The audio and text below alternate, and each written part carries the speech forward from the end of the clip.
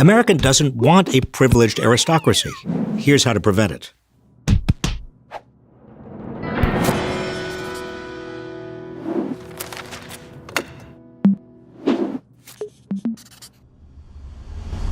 We need to raise the estate tax. At a time of historic economic inequality, it should be a no-brainer to raise a tax on inherited wealth for the very rich.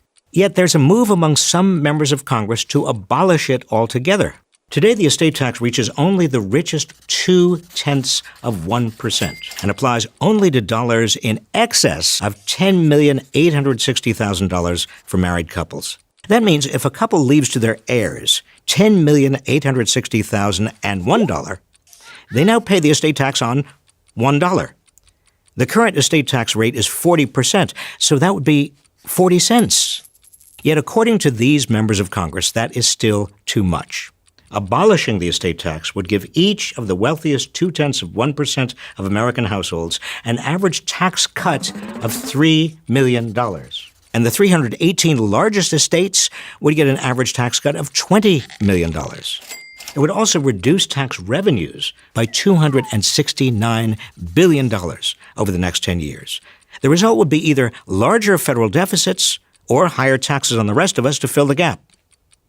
In the big picture, the richest 1% of Americans now have 42% of the nation's entire wealth, while the bottom 90% has just 23%. This is a greater concentration of wealth at the top than at any time since the Gilded Age of the 1890s.